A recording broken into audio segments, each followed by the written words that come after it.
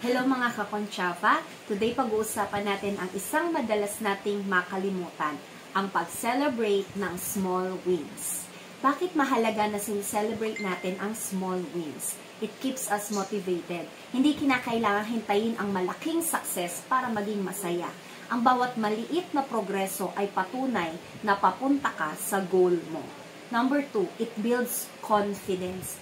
Kapag ina-acknowledge mo yung mga small achievements mo, mas lumalakas ang loob mong abutin ang mas malalaking goals. 3, it helps reduce stress. Minsan sobrang focus natin sa big goals, nakakalimutan nating ma-appreciate kung gaano tayo kalayo sa simula. Sa real estate, bawat hakbang ay isang panalo. Halimbawa, nakahanap ka ng tamang property, naayos mo yung loan, o kaya nakapag-aral ka ng tungkol doon sa investment, edi win yun. Para naman sa mga kakonchava natin, yung mga agents, bawat maliliit na progress ay worth celebrating. Halimbawa, kahit isa o dalawang inquiries, kahit hindi pa yan quality, small win yan. Ibig sabihin, may na-approach kang tao at nakapagtanim ka ng potential clients. Kahit nagpo-post ka ng content o gumagawa ka ng video katulad ng ginagawa ko, kahit walang like, kahit walang comment, kahit konti pa lang ang followers mo, small win din yun. Kasi ang importante, nagawa mo. At hindi lahat nakakagawa ng content ideas. Improvement natin yan. Naka-encounter ka ng difficult client, halimbawa, small win din yun.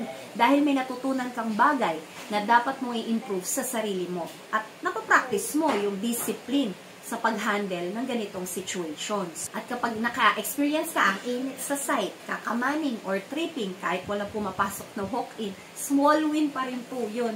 Sigurado ako, sa mga oras na naghintay ka, marami kang na-approach na friends sa Facebook or na-connect na clients.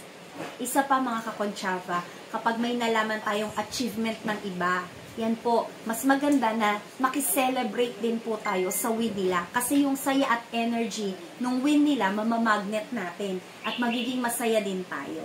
It's all about spreading positivity and we celebrate others. It lifts everyone up. Kaya mga kakonchava, don't wait for the big wins. Celebrate every step of your journey. Keep pushing forward and one day, you'll look back at all your wins, big and small. This is Natalie Concha of VS Concha Realty. Let us always remember, real estate is for everyone. Let's learn and grow together.